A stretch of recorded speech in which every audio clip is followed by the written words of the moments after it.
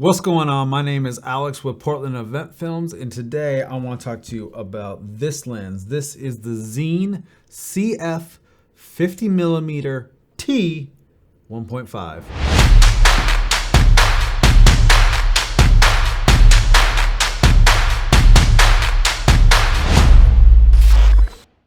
What's going on? My name is Alex with Portland Event Films, and today I'm going to talk to you about this lens. I know the Sony just came out with their new 50 1.2. I decided to go with the Xeen CF, and I'm going to give a couple reasons why I went with this lens over the Sony lens. One, this is a fully manual lens, no autofocus, so why would I buy this instead of the Sony lens? And I hear this in the forums all the time. What's the best lens? What's the best lens for video? Which one should I go with? And I just see over and over, it's the photography lens. It's the photography lens. And I never see people posting, go with a Cine lens. So why would I buy the Xeen CF 50mm when I'm shooting on right now, which is the 24 to 70? Why do I need this focal length? My main focus in getting this lens is I was doing a lot of shoots and I just could not put my fingertips on. I wasn't happy with the image that I was getting. Was it the color grade? No.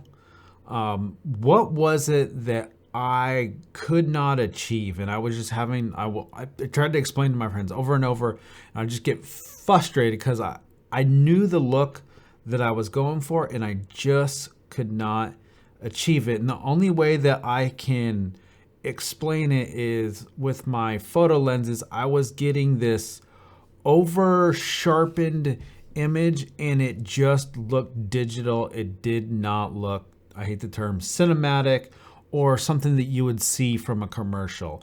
With this lens, I'm going for a specific look, and that is the corporate commercial look. When I'm using any of my GM photo lenses, I have no problem when I'm going for a very cinematic look that is not what you would expect in a TV commercial. And so that's why I went ahead and picked this lens up.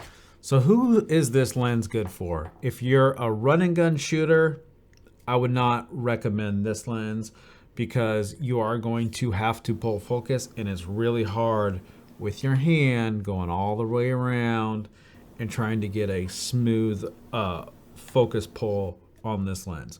It's also a pretty heavy lens to be putting this kind of setup on a gimbal, so I would not suggest it. I do about half weddings and half corporate events, and so this lens here on my weddings is going to be for pretty much specifically B-roll, where I can put it into, so this lens will probably be on my A7 S3, which I'm shooting on right now for my wedding events. But when I do my corporate commercial work, it's probably going to be on the FS6 here. And I just like this combination. And a lot of it is what this looks like versus showing up on a shoot with something like this. I mean, one looks professional, but they can get pretty close to the same image. So that is part of why I went with this package and this setup. But I use the Nano tilt-to-focus, and I can put this on here and I can set my in and out points and I can pull focus pretty easily. So the two reasons why I mainly went with this lens in this setup is I love to do a lot of rack focus. Now with my photography lenses, it breathes really hard. I got the 90mm macro. I love that lens, but I can't do a focus pull on that just because the edges just zoom in and out way too much. And so that was one of the reasons why I wanted to do a cinema lens over a photo lens, is I'm able to pull focus and it not be distracting, and it doesn't have a lot of focus breathing. I really like the Sigma over these, but you would still see enough focus breathing. I think it was like the one that I was looking at, I liked the zoom, but it was like $4,500. It was just out of my budget. And this one compared to something like a Cook or even the first line of the Xeens, this is a lot smaller. One of the other things, I know you can't see it here, but these actually glow in the dark. So when I'm in a low lit situation, I can see where I'm at as far as the distance, and then I can pull focus pretty easily. And the one thing that I do like is it does have the markings this way, and then you flip it over, and then it also has the markings on this side as well.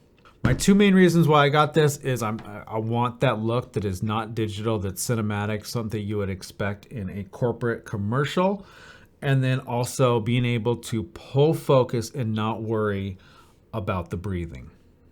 So this lens has a diameter of 95. So it's just a little bit bigger than my GM 24-70, but it's not huge. It's not this big barrel. I used to have the Zeiss one, but I ended up returning it to get this one just because the focus throw was so big. At least with this, I can go from one side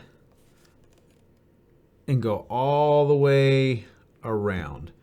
It's not too much, but the bigger lenses, I would have to do 1, 2 to go from infinity all the way down to 1.6.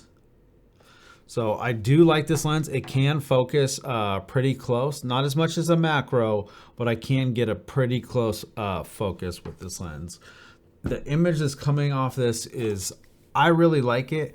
It has really nice roll off, and it's just giving me that corporate look that I was really trying to get in not a very digital image. I started using some photo lenses, and I would put on like a Pro Mist filter to see if I could get some better highlight roll off, but I really needed a Cine lens, and it just has a bunch of different characteristics that I was looking for. So I've only had this lens for about 2 weeks now. I've tried out a bunch of different lenses. I'm really happy with it. I will be posting some wedding videos that I have coming up and some corporate shoots that I've done with this. I did some behind the scenes for a buddy, and I use this lens just to kind of see what it does before I take it on an actual corporate shoot. But so far, I'm really happy with it. I think this retails right now for $24.95, but I picked it up around Christmas time, and it was, I think, $19.95 is what I ended up paying for it. So I highly recommend this lens. I don't see a lot of people using this setup yet because most of the cinema lenses are, you know, for Super 35 cameras. So this being a full frame, it's the perfect setup. I'm really comfortable using it on this camera. And then I might get, maybe go for the 85mm for my A7S III, so that way I can have, you know, the same line. That's one thing, is when you invest into a line of cinema lenses, try to get all the same brand so everything matches up. So if you guys have any more questions about this lenses, leave them in the comments below, but I will be doing some more videos on this lens, deeper review, and have some sample footage coming up. Thank you guys very much. My name is Alex with Portland Event Films.